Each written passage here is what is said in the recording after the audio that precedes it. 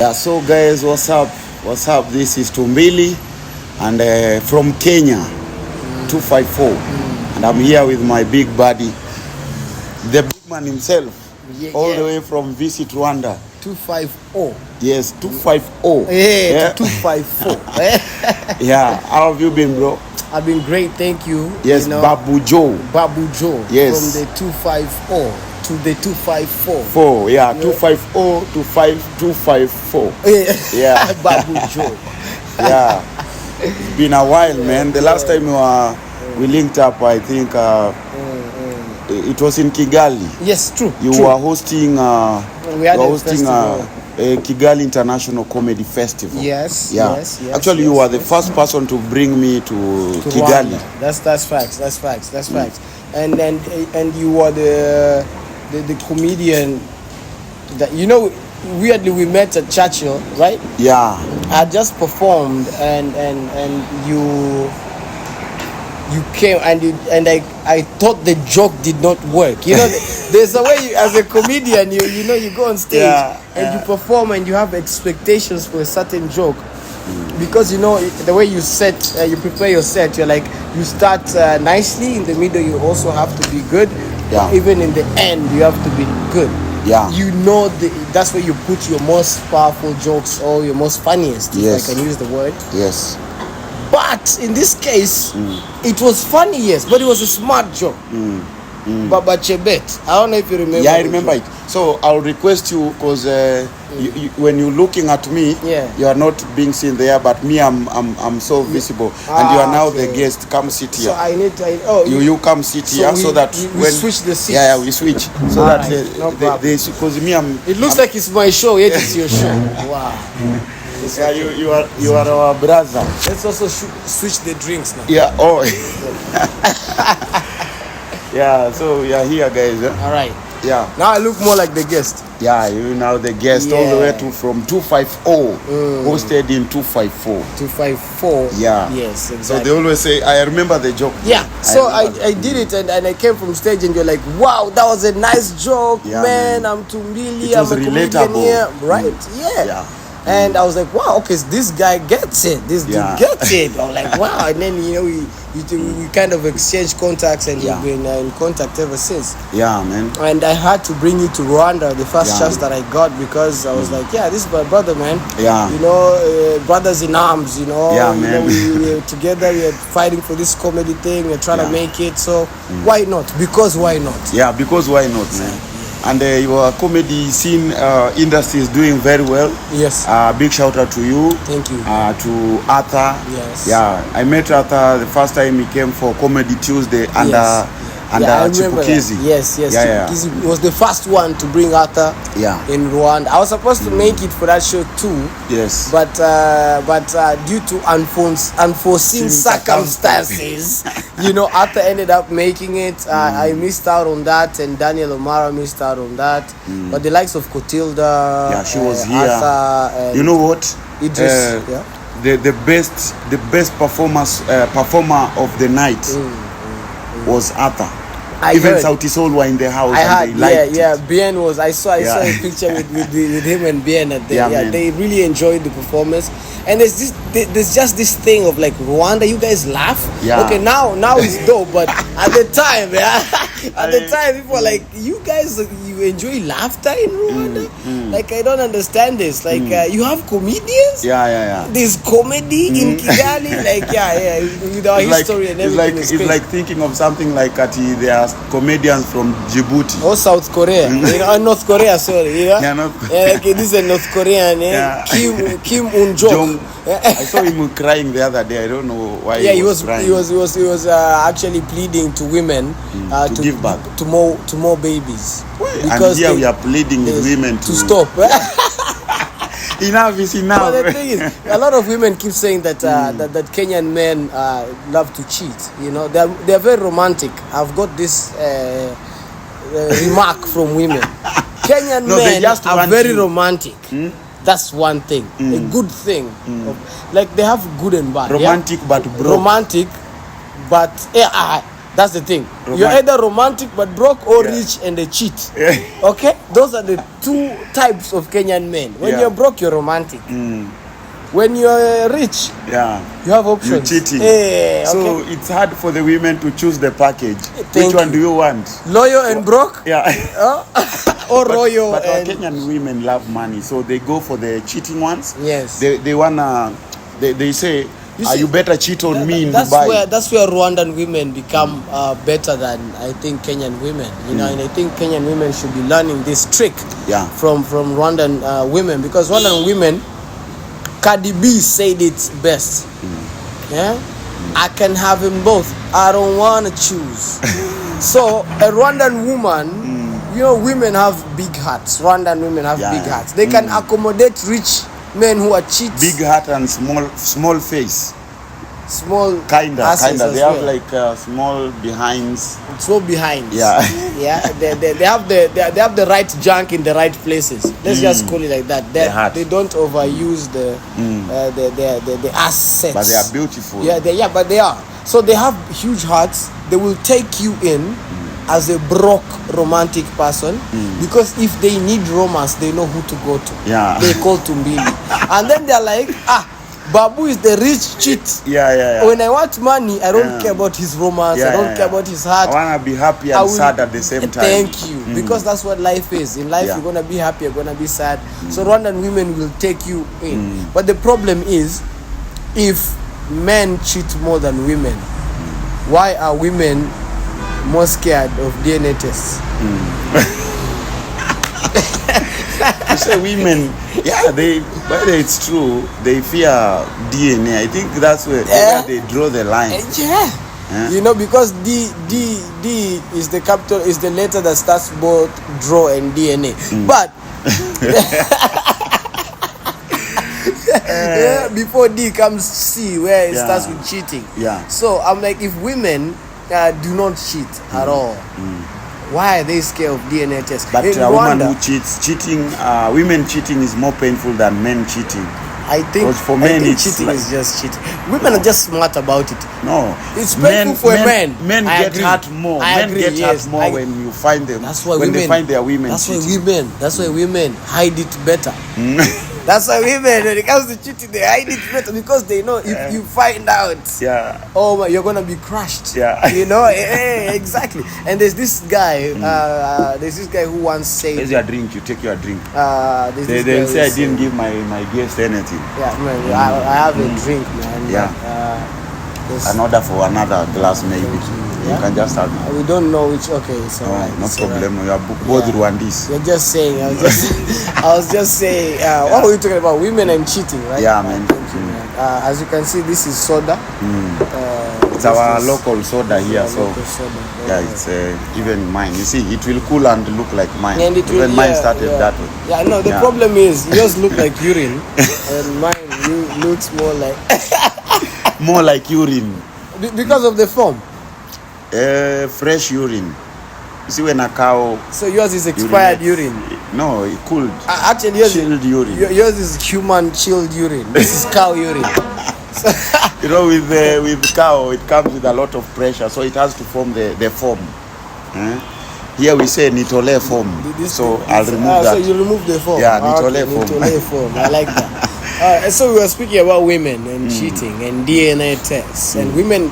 It being harder on men when a woman cheats. But I was telling you, this guy once said, as an intellectual, he said that if a man cheats on a woman, it's because that man is a dog. But all men are dogs. Thank you. But every dog has its day. Yeah, true. But anyway, let's say like this: if a man cheats on a woman, that man has a problem. And if a woman cheats on a man, it's because that man has a problem. So either way, when it comes to cheating, it's always the man. They always say, men cheat because of lust. They are never satisfied. But women cheat because it's like a feeling.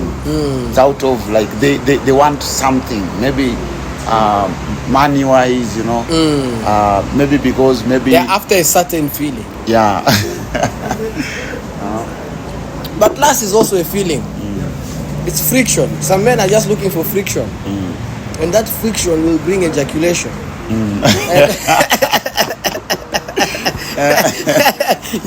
That's all. That's what some men are looking for. And you are here trying to tell me that women are just are after a feeling.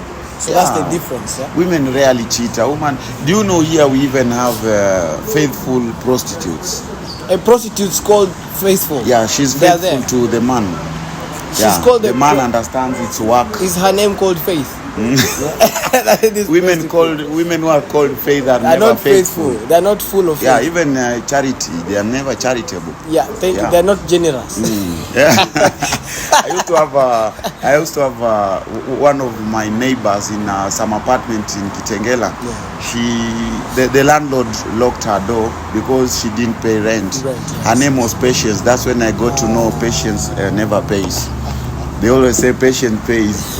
But they never say Patience pays rent. You know, we don't know what Patience pays. You know, I agree with you. Bro. Patience, what do you pay? Patience pays. Yeah, they pay their dues. Anyway, Babu, you are a stand-up comedian. Pay their respects. From Rwanda. Yes. Kigali, to be specific. I like how you say Kigali. Kigali, guys, it's Kigali. Because in Rwanda, K is if it's K with an A. With an A, it depends on the vowel. Yeah. If it's K-I, it's like it's pronounced with CH. It's chi. Yeah? If it's K-A, it's a K. Ka. Yeah. You know, ku. So your capital city is Kigali. It's Kigali. Not Kigali. And yes, not Kigali. It's Kigali. That's how the locals. That's how the true even Rwanda. In Uganda, they have that. The problem with Uganda is Chigari. They say Chigari. Chigari. My friend. In Chigari. I was. It's Chigari. Kigali. Yeah. So the thing is, when I I grew up in Kenya. Yeah. I studied until standard 4 before I moved to Rwanda, and I remember I used to go visit Rwanda, then come back to Kenya before I moved. And one of the biggest culture shocks that I experienced was being able to come back to the problem with being half Kenyan and half Rwandan is because when I was in Rwanda I was Kenyan. When I'm in Kenya I'm Rwandan. You know, like right now. Yeah. You're like you Rwandan comedian. And I go back to Rwanda and they're like we see you Kenyan. You Kenyan. Like go back home. Your mom is Kenyan, right? My mom is Kenyan. Yeah. And my dad is Rwandan. And whenever I would come back from visit, this is primary school, standard 4. I come back and my friends, they know that I'm Rwandan. They're like, oh, so you're from Rwanda. Go back to your country. I moved to Rwanda. I enroll in school. Yeah. And this is where the chi now comes back to bite Kenyans. Yeah. Because it was in like 2004, 2005. I think Mwai Kibaki was the president. Yeah. It was like, oh, you're from Kenya. Yeah. Who is your president? Ngai Chivachi.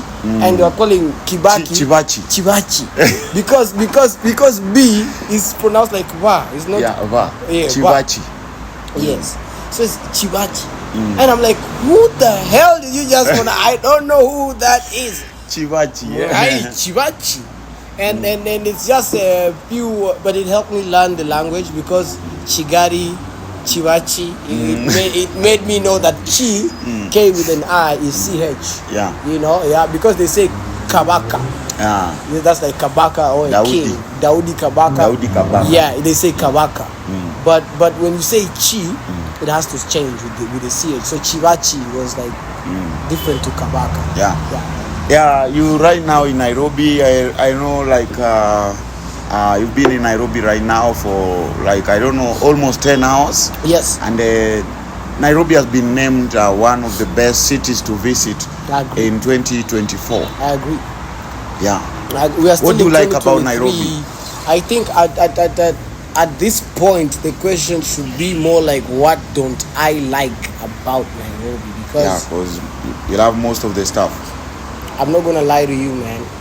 I used to be fearful of visiting Nairobi because of like a lot of things. Like, but it's like hearsay. most of the times more than experience, because you hear that so and so went to Nairobi and this happened to them. So and so went to Nairobi and they had Nairobi happen to them. Yeah. So and so was scammed in Nairobi. Yeah. You know, the security in Nairobi, this and this and this. You already know. Yeah. But Nairobi has a whole other flip side to it that most people need to experience, man. This fun side, great people, beautiful city. I think it's the best city we have in East Africa, man. Nairobi. You know, yes, it's Nairobi. And it's still improving. And like, you guys are not letting off, you're not relaxing. You know, shout out to Uganda. Yeah. But you guys are not, you know, you know, because Rwanda is coming. But I think right now there's like Kenya, Rwanda, then Uganda, and the rest, Tanzania and Burundi, and maybe, you know. Yeah. But it just goes to show you that Nairobi is the place to be. For example, as a guy coming from Kigali, we have this thing, you know, Rwanda is developing. We are the first this, we are the first that, fastest, we're doing this, we're doing that. Cleanest, more secure, I don't know, blah, blah. Visit Rwanda is dominating things, you know, and blah, blah, blah. But you have the labels on Arsenal jerseys. Jerseys, PSG, I don't know, all these things. Bayern Munich now, you know, everybody's doing this. But I come to Nairobi and I see something I've never seen before. The expressway. Have you? We don't have an expressway. I told you last time I was in Nairobi, we barely have jam in Kigali. Barely have jam, traffic jam. Because if you tell someone, you know, here you say jam, someone will connect it to traffic already because of traffic jam. Yeah. In Kigali is not the same. You tell someone there's jam in town, you know, they come with bread because they think you're going to, you know, share. That's bread, the jam that is being talked. That's bread and jam. That's the jam that we have over there, you know. But I come here and there's this expressway that has this that you can pay and you don't have to queue up on the road. Like everybody else. Then it's up there. And it's up there, and it just gives you some vibe. You are up there. You're up there. You're looking down. No, you're actually looking down on other people. And when I was they are not moving. And they're not. You are moving. They are not. Yeah. And you have this nice feeling at their expense. Yeah. You know, you're like, glad it's not me that is there. Yeah. And one more thing I found that it's not even Nairobians, you know, Kenyans. I think everyone can have this feeling because you tend to start to look at the other people as commoners, as the ones who are lesser than you. On the road, there are levels to this. And I'm on another level. I'm on an expressway. You're just a peasant. You're a commoner. You think because you have a car, you're on my level. You're not on my level. I'm on an expressway. You are not. But another thing, on an expressway, there's also levels on an expressway. Yes. There is MTC and ETC. The ETC. There are people who have to queue. So they are commoners. They have to stop. Even if you're on an you can be a commoner on an expressway.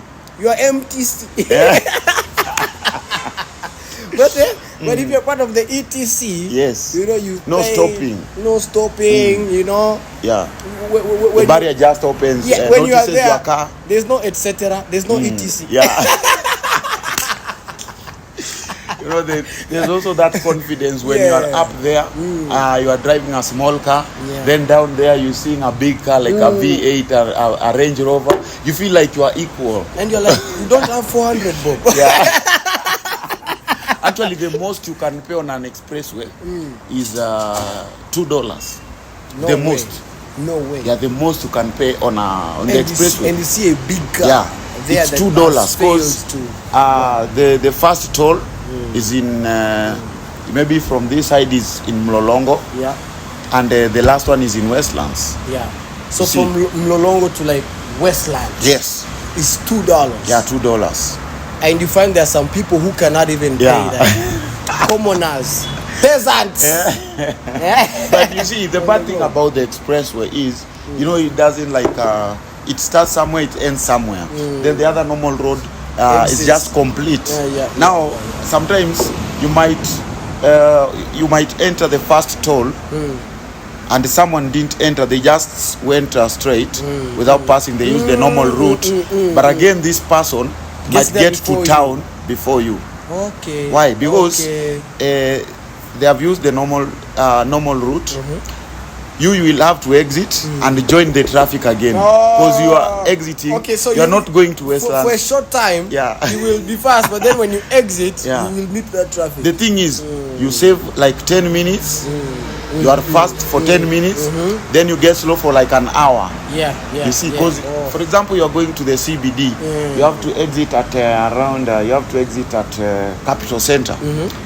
From Capital Center to the CBD, it's a whole traffic, bro. A whole traffic along Nyayo here. It's a whole traffic which doesn't. An hour. You have to spend like an hour. The least you can do is 30 minutes. If everything is so. It's better you go to Westlands, then start coming down to town. Okay. So it's smarter. You have there to are be no smart. guarantees that you're going to beat. It depends on where you're going. So if you see a big car, it maybe they are trying to be smarter and to beat the traffic. Then again, fuel. So they're expressing themselves in a different way without using the expressway. Nice one. Now the fuel, there are those cars when you slow, they consume more fuel. Actually, cars consume more fuel in traffic. Going and stopping. You stop there. The car is still on, and you stopped, so it consumes fuel. But for expressway, when you fast, yet it will consume. But again, for a short. And there's no speed limit, I've heard. There's speed limit, but people don't care about that. If you have a Ferrari, people are doing even 260, 250. That's why I was told, like, if you have a Ferrari, you try your best. Actually, no bumps, I heard that it's the complete opposite of the normal road, because in the normal road, if you overspeed, you get fined, you get arrested.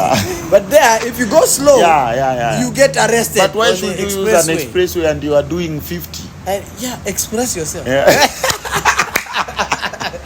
Let your car express. Let it get loose. Let it get loose. Be free. Nice. But soon I know Kagame will do something about the expressway. Because even for us, when you ask people, most people don't know how where they got like a space for the expressway. Apart from just being on top there, there's some parts where it's down, So people are asking, where did we get this space? Where the space come from? I understand. Just a warning to those people who use the expressway at night. What do you wanna like? It's 1 a.m. You are using. No, they have the prepaid. They have already prepaid. So you better use it anyway because you paid for it. So you just have to use money. Just use your money. Or they fear for tags on the way. Or even they are escaping the alcohol blow down there. Okay. Because there's no one to stop you on the express. There's no police on the just in the tolls where they just run. So I appreciate Nairobi for that, and Nairobi should be a city to be visited. Surely it's been a couple of years when I last came. It's been a couple of years. But I want to start coming around, a little bit more, because then again, this is home. You can do maybe in 2 months, 3 months, 4 months, you do once. Because you're also busy on your side. I'm doing like at least 2, at most 3 times in a year, at least, because mom lives here. And for this year, this is your first time? This year? Ever since COVID, ever since like 2018, Wow. Ever 2019 actually. This is the first time. That's long. This is the first time, and I'm very happy. I'm glad. Nairobi has kept on developing ever since the last time I've seen it. It's nice. It's dope. We really appreciate. I really recommend. Even Kigali is. You need to love come back to you Kigali, guys. bro. You need to I come back. was in Camp Kigali. Yes. You hosted me there for your 3 days comedy festival. Yes, that's right. Yeah, I visited a few places there, the KICC. We don't have the KICC. We have The Kigali International Conference Center. Convention. Convention Center is the KICC. Come on, we don't call it that. But it's still KICC. What do you call it? The Convention Center? Yeah. But we just call it Kigali convention. International Conventional Center. Yeah, I don't think there's international. Well, Prince, pretty convention at all international. Pretty convention. Kigali one or? Yeah, the Kigali area no It's Kigali Convention Center. Thank you. It's KC, I just upgraded it. KCC. It looks good. It's like the milk brand in Kenya. Yeah. The milk brand KCC. KCC. Yeah. It's there, right? Yeah. But we also have KCC, Kenya Cultural Center, the Kenya National Theatre. Yeah. Okay. Where the show happened. They have Kigali City Tower in their plates number. Yeah, true. Yeah? True. Okay. Like you see the number plates that you guys have. Yeah. There are some names of buildings in Kigali. For example, Kigali City Tower, we call it KCT. But when you're driving in Nairobi, you will see it. You will see a car. KCT, yeah, we have KCT. Yeah, for us, we have KCT. Yeah. We have all kinds KCV. And there's this thing of a number plates. You guys, you'll even see here, like, for us, I think we are RAF, right? Yeah, yours starts with R. Yeah, R, because it's Rwanda. The latest cars are RAF. But here, you will never see RBA, RBZ. I don't know. But I think you'll move there when you are done with the RAF. Z. When you get to RAZ. And then will come RBA. Yes, which is the Rwanda Broadcasting Agency. Oh. You know. The National Broadcasting. Yeah. Oh, nice. Our KCB. KBC. Yeah. We were KBC actually. Like, KBC. KCB is a bank. KCB is a bank. You have KCB in Rwanda? Yes. The KCB actually bought a bank in Rwanda. No, Equity. Yeah. It's Equity. No, yes, Equity. Equity bought. Equity recently. Yeah, that's true. But the KCB But they were there KCB before. is very popular with students, university. In Rwanda? Yeah. The biggest bank that you think in Rwanda is? The biggest bank in Rwanda right now, it has to be the new purchase with Equity. Though. Equity. Which bank did they buy? They bought Koshe Bank. Koshe Bank is also a nice, dope bank. Yeah. MKU. How is MKU doing in Rwanda? MKU is dope. I was working at Gicharu's. Shout out to Gicharu, chairman. We call him Mr. Chairman. Yeah. I've met him a couple of times in Nairobi. Yeah. And in Kigali, sorry. Yeah.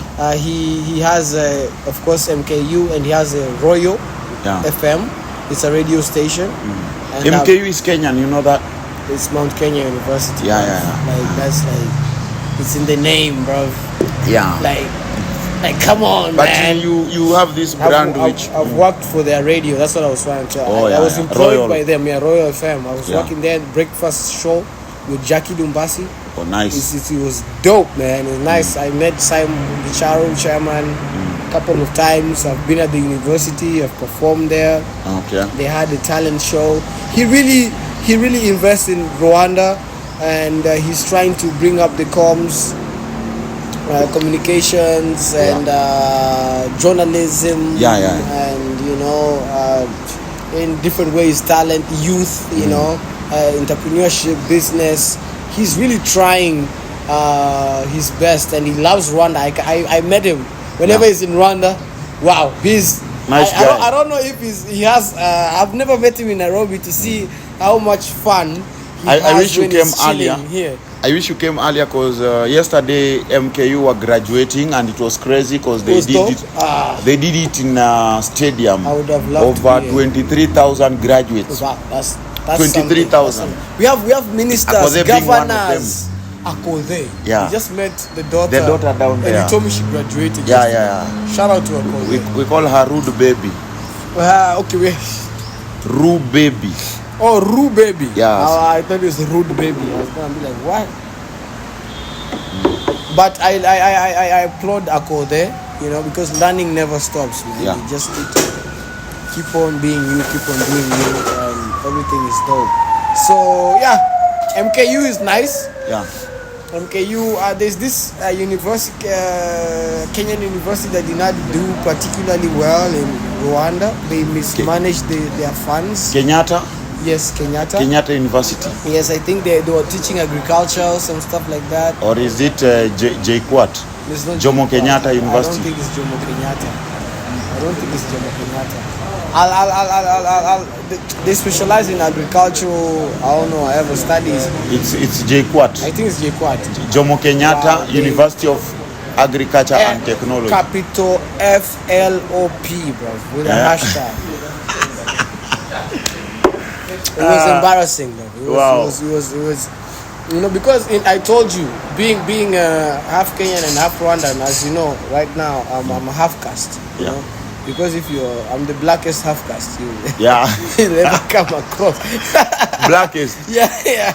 Because most half caste, you know, they are light skin. My dad is Spanish. Me, I'm Luo. I'm Luo. You know, I'm Spanish Luo. Yeah. But me, I'm Kenyan and Rwandan as well. Yeah. So in Kenya, I'm Rwandan, and in Rwanda, I'm Kenyan. So if something happens that is related to Kenya and it goes well, I'm proud. Yeah. I have. Okay, I don't have my wallet right here, but I have my card. My bank is Equity. Yeah. I bank with Equity because of the Kenyan roots and the Kenyan ties. I just have to do that. Yeah. Remember home. Exactly. I have to remember home, and I like the service as well because they do it well. And I do that because I'm proud. I'm proud. And I've done adverts for so many banks. Yeah, by the way, you not just banks. You one of the Rwandese guys who I know have done so many commercials. MTN, so many of them, bro. Yeah, MTN is our Safaricom. Yeah. So in commercials, I chose that specifically as a career move because as a comedian, I was like, there's a point you get as a comedian and you're like, what is next? You know, because are you funny, first of all? Yes. Okay. Are you confident that now you can do shows and people are like, okay, this guy knows what he's doing? Yes. What next? Yeah. A lot of comedians take a route of this is my point to make money. Yeah. So they go into MCing, weddings, I don't know, all of that. But I came to find out the disadvantage. Everything has advantages and disadvantages. Yeah. The disadvantages I got from that, I tried it. Yeah. So this is just a personal opinion. Yeah. So I saw that was taking me away from the stand-up comedy that I was doing. And I was becoming more obsessed with the monetary and the financial gain that I was getting, not the artistic vibe that I fell in love with it, you know, to begin with. And at some point I was detesting the job that I was supposed to love, you know, that I love anyways. I'm like, why? I should not feel like this. I should not feel like as if I'm doing it because I try to do these office jobs. I try to get a boss and employed and have a boss, and I'm like, quickly, this is just not my thing as an artist. I work for the people, you know. I don't work for somebody, you know. I'm a mirror to society, and I reflect in an artistic and humorous way to everyone. You know, I don't have to be confined. But then I fell in love with adverts and commercials, and I started out writing scripts. Okay, basically I was just making them funny because these ad agencies already come up with what the company wants to sell and what the campaign is all about, and they're like, okay, 2mbili, you're the comedian, make it funny. Yeah. And my job is to get there, make it funny in the script, in the acting, to look more interesting. Yeah. But then I found out, doing commercials, I can get to be creative because I add my input there and make it, and take a generic message and make it funny and memorable in the people's mind. I make the money, and it's played everywhere. Yeah. So I also get the popularity. I get the money, and I use my creativity at the same time. Yes, and then it also attracts more other deals. Thank you very much. And I'm like, I think this is something that I, as a comedian, I want to focus on this more than I'm going to, focus on weddings and birthdays and this emceeing gigs and whatever, which I did sometimes, you know, because Mr. Easy is in Kigali, this is 2014, Mr. Easy is the biggest, you have to pull up and, you know, be the MC. You know, something at Radisson is going on, and, you know, we've been watching you, we've been looking at you, we know your content, and we have selected you to be our guy. There's no way I'm gonna say no to that person. But I'm not. Deal. But I'm not going to get out of my skin and be like, I'm going to look for weddings to MC every weekend. I want to be in. And so if you're my guy and you have a wedding, I understand. Or you're like, we love you and we want you to be part of our wedding, and we think you're the person to MC. I'm not gonna say no to that. But it's just not going to be my thing, and that's how I went into commercials. And because I felt they tick the 3 boxes, the one we talked about, creativity, money, popularity, and gives you more deals. People get to see you and whatever. They say if that brand trusted him, then we can also trust him with our brand. Thank you. And you are like, I saw what you did with so and so. I got recommended by you, you know, by so and so. And the best that I love, we saw your work and we got recommended with people that you worked with, and we feel you are the guy to take us forward. And it's just that I'm like, you know what, let me go, let me give my all, let me give my best. First things first, never lose sight, follow your path, and just be sure, never give up, man. Sometimes you compare yourself, you look at 2mbili now. You know, when he was starting out, I was seeing him where he used to ask me for transport to go home after a show. Now he's driving a Benz because he's hosting weddings. He's wearing expensive suits. You know, he's doing what I'm not doing. That's why he's getting the opportunities or the money that I'm not getting. But you know what? That's 2mbili's path. That's 2mbili's story. And you might sabotage what you're doing, and you get there and you don't even do it as well. And you don't even do it as well. You know, you're the one who said Jalango once told you go big or go home. If I'm not mistaken. He told me that a couple of years ago. And it's stuck in my mind because it's the truth. You know? And right now I had a little adjustment to that. Go big or go home. Right now I say it like, go big. Because we all go home. At the end of the day, whether you go big or not, you go home big, or you go home not big. So at the end of the day, we'll all go home. We go. So home. The only option, go big. Don't give up. Your time is yet to come. Don't compare yourself to somebody else. How's your showbiz industry in Rwanda? Showbiz industry is dope. You know, Rwandans are now, you know, up, you know, for that. You know, they like to get involved in what's being talked about. You know, what's going on, what's the hottest thing around, so and so. But I love showbiz, man. I just don't love to be part of it. And unless I'm using it for something, for maybe to release a project or something. Like I'm going to gain from it somehow. So I'm using this attention, because showbiz is really attention. You know, you seek attention. And I'm like, okay, if we have a project, you have something that's going on, I'm gonna ride this bandwagon, and I'm gonna get attention from it, and I'm gonna make sure that the person who's gonna get this attention it's going to be worthwhile for them. Other than that, I just follow it. But I'm a guy who's we have a podcast called Unnecessary News. Unnecessary. Yes, Unnecessary News, because we believe the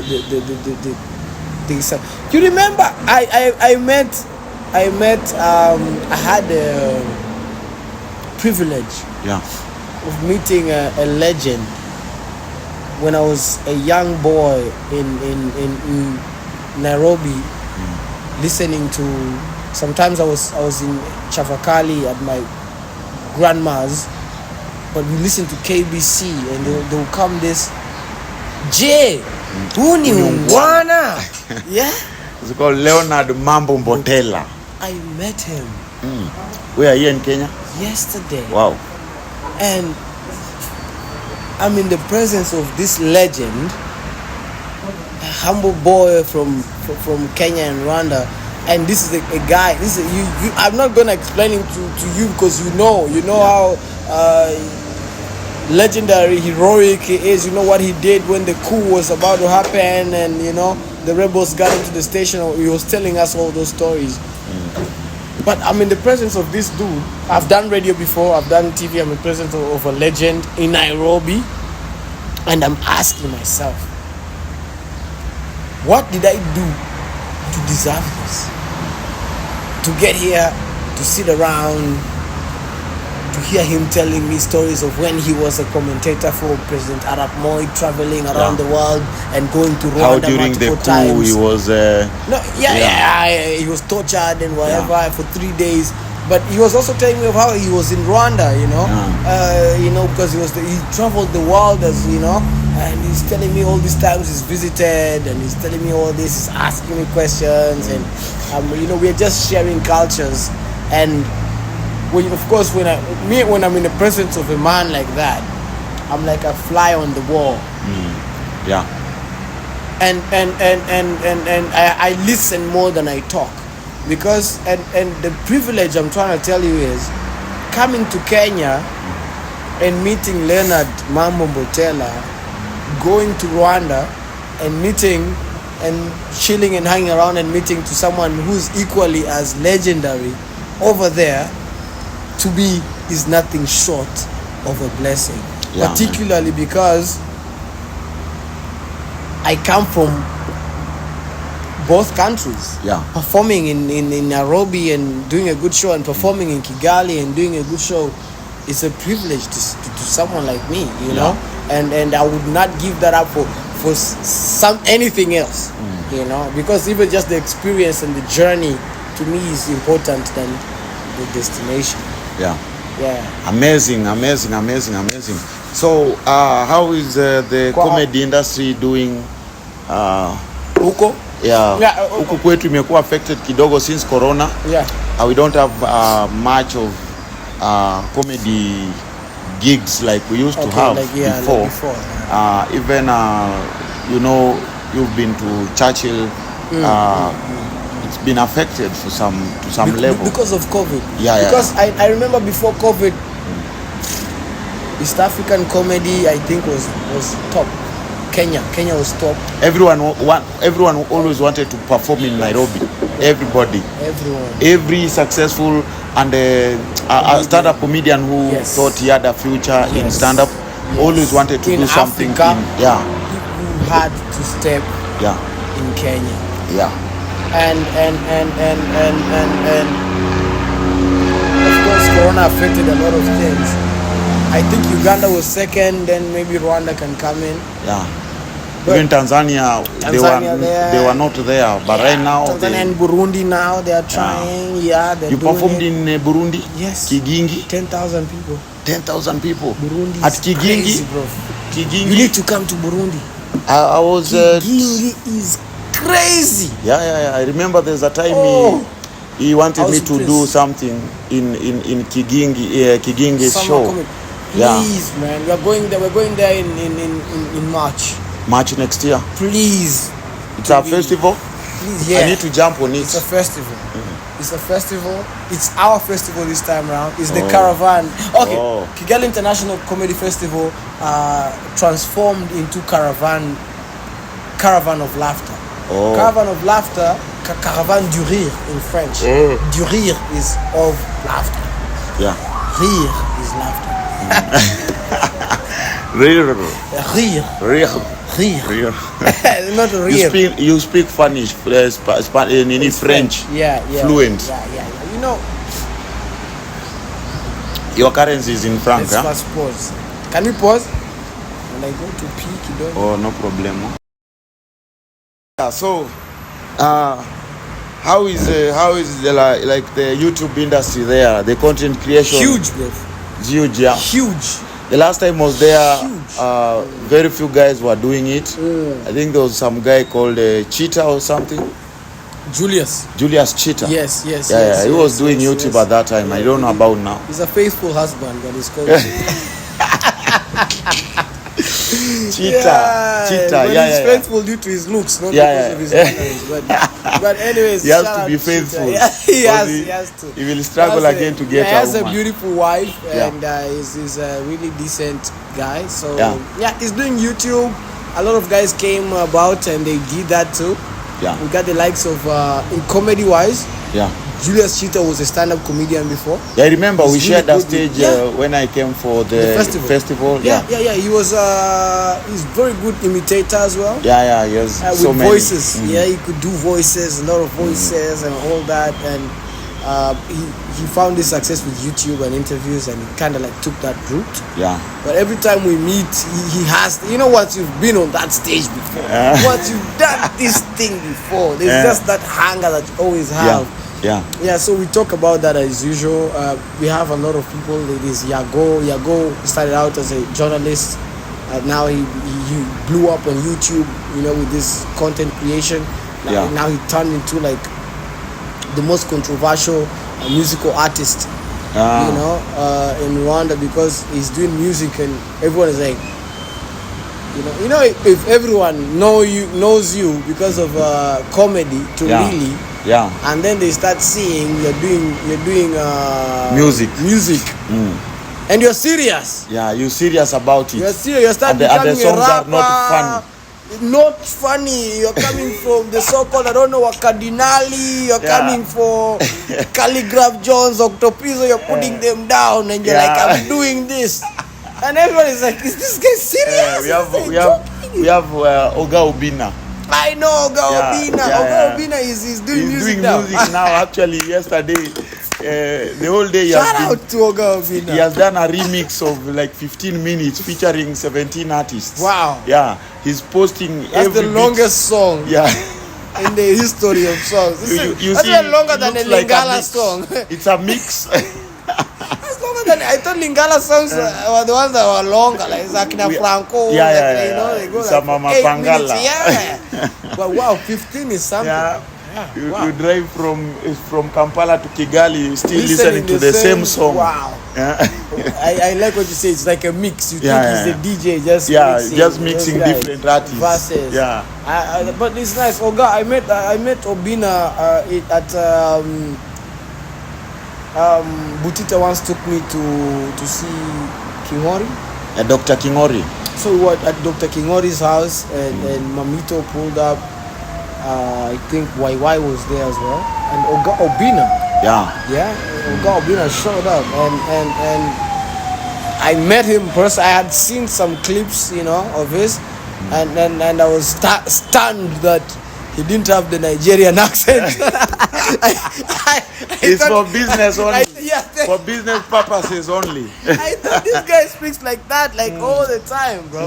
No. Speaking of Nigerian accents, shout out to Fueneke as well. Yeah, I think he's gonna be at the show too. At the show, yeah, man. I'm just really happy to be here. To be speaking to be just hanging around. Yeah, with man. you guys. It's been a while. I love Kenya. I love you guys. This is I love home. the industry. I love what we do, man. Yeah, this. And Rwanda is home as well, man. Yeah, Rwanda is home, man. Anytime you guys are there, you just... Next year, we are activating our stand-up characters. Yes. Right now, this year has been more of trying to build a name, trying to fight challenges. But that's why you see we have not done a couple of... But this year I did like 2 comedy specials. Wow. One was sold out. One was sold out. I love that. So it was a one-man show. And I like I like the fact that you try to... Okay, maybe a lot of comedians do it, but I see you, mostly trying to do it. To perform in different cities and different areas. And you taking your comedy to like different... I even go with people, trying to grow them, trying to raise upcoming stand-up comedians to be beasts. Some are beasts now. They started from my platform. I'm sorry. This is your interview. I don't want to ask you. I was just tempted. ask. I was It's a tempted to ask you conversation. like your platform. You know, It's a conversation. I saw it on your WhatsApp status. Yeah. And it had been a while without us speaking. And I remember I texted you. Yeah. I don't know if you remember this. And I was like, wow, I like what you're doing, you know, because Yeah. I was seeing what you're doing, you know, with your platform, and it looked like a whole radio station or whatever, Yeah. you know. The and- Changombe thing. yeah, and I'm like, wow, this guy is really, and it was after COVID. We're Yeah. just speaking about COVID and how the impact it had on stand-up comedy. Yeah. It was the complete reverse in Rwanda. Because in Rwanda, stand-up comedy blew up.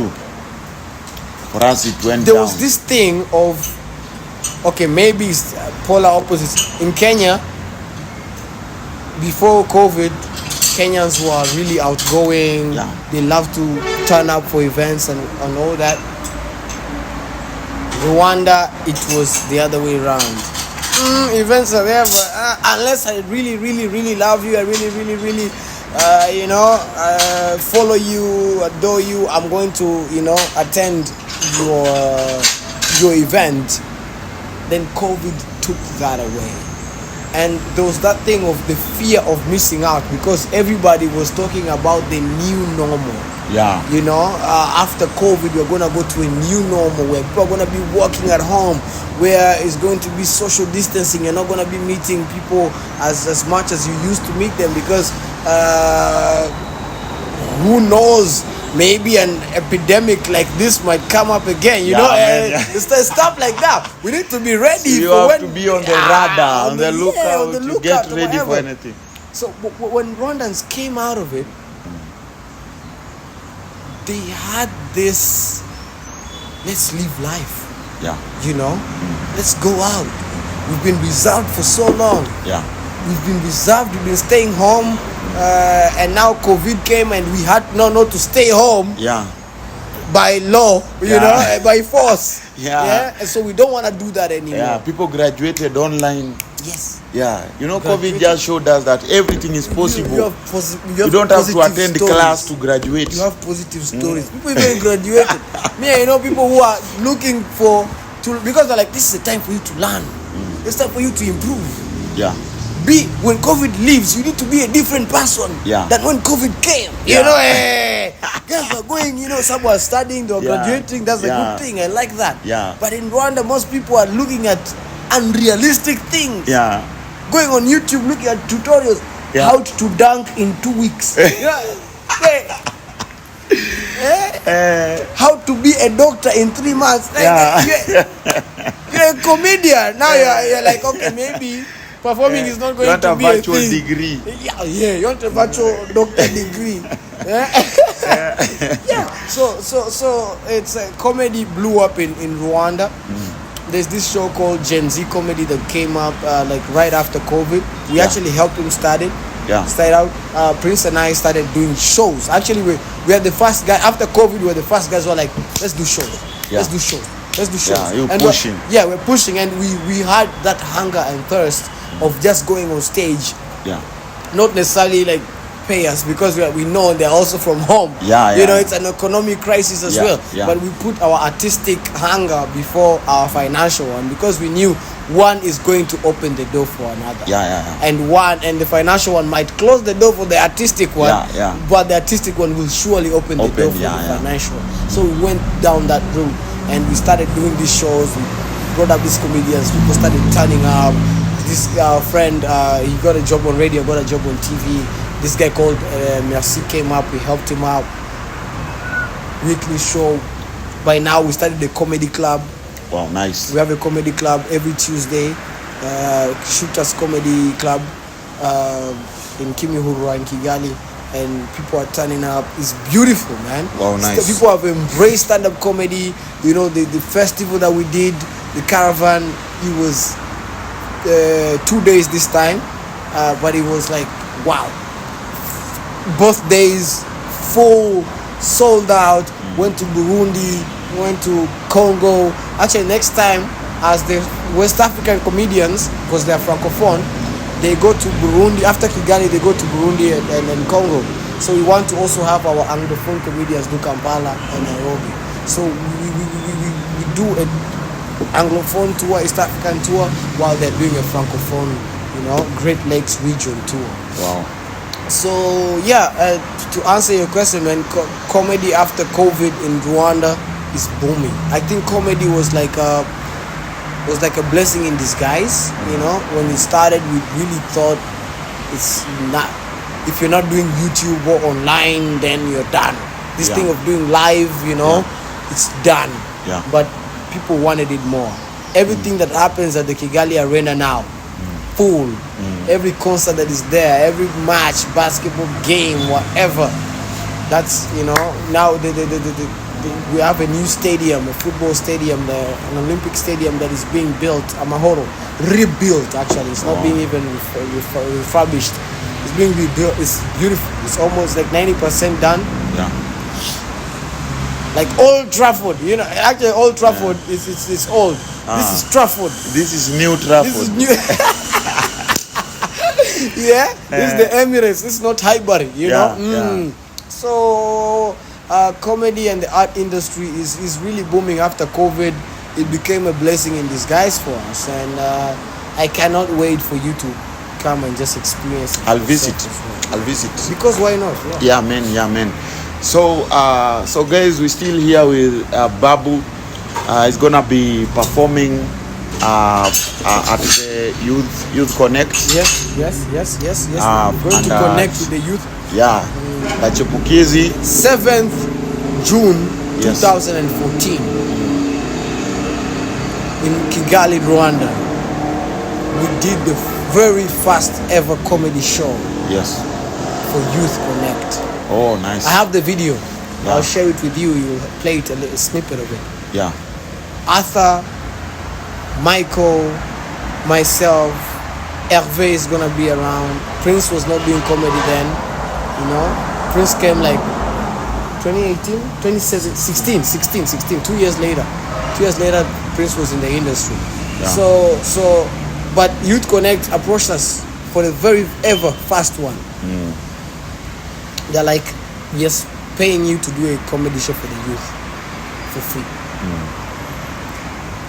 All these years later, I find myself in Nairobi. Yeah. The first Youth Connect. Yeah, man. And guess what? Yeah. There's a comedy show. Yes. And guess what? We're also part of it. So Yes. this is it's been a whole journey. Amazing. Yeah, Can't coming wait to back see full you on circle. stage, man. And the fact that it's Rwanda and Kenya just amazes me. Yeah. Because it's very special to me, and I believe it's I'm special to the occasion as well because of the situation I find myself in, of being in between these two cultures, and being a son of Kenya and Rwanda. I'm humbled. Truly. Amazing. So, ladies and gentlemen, Napenda mahindi sana. yeah, amazing. You are an amazing person. Amazing man. person. Yeah. So, guys, to get more of Babu, you find him on his social medias at Babu_Joe. Yes, Babu_Joe. Yeah. Yeah, that's it. YouTube. Man. You can even Google me if you want, man. Yeah. Babu Joe. Wikipedia. Yeah, you'll see me right there. They'll tell you comedian. They'll tell me don't Google porn. Google Babu Joe. Yeah, Google comedy porn. This thing food porn. Comedy. I don't know, comedy porn them. Yeah. Pondis. Comedy pondis. Yes. Pond them. Yeah. So you can find me on social media. BABU_JOE. You can Google me. It's easier. You'll see all my handles. You see my age. You see where I come from. You'll see what I do. You see my pictures, and you know it's me. Amazing. Yeah, it was hard because we used to Google Babu. Yeah. Indian guys, you see Indian Babus. You don't know this Babu. Babuji. But now I got it fixed. You can find me there. You had to pay Google. Yeah, I had to. I did not actually pay. I'll show you a trick. I'll show you. It's not a trick. It's information. Showbiz. It's information. You do more showbiz. It's information. They write about you. You have to register to the internet. No one cares if you do. There are more people who do more showbiz than you, and that less known. There are people who do more, and of course they're known. But you need to just the people who do less. less showbiz and they're known, you know. Yes. It's just that you need to know in the internet, there are places where you can register yourself for you to be known. Yeah. So yeah, it's just information. Information, that's all we need. I could have told it to you right here, but unfortunately, they would have to pay us for that. So, but I'll give you that for free, and if you share that for free, it's on your own. No problemo, no problemo. So, ladies and gentlemen, thank you so much for tuning in. We're just vibing here with Mr. Wasichana Wakikuyu. Wananiambia ati.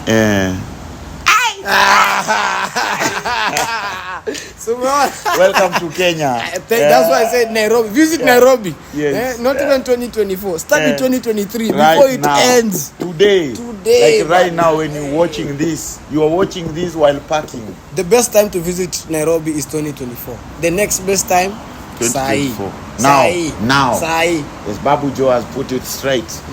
Yeah, the best time is now. Yes. Thank you so much for watching. Until next time.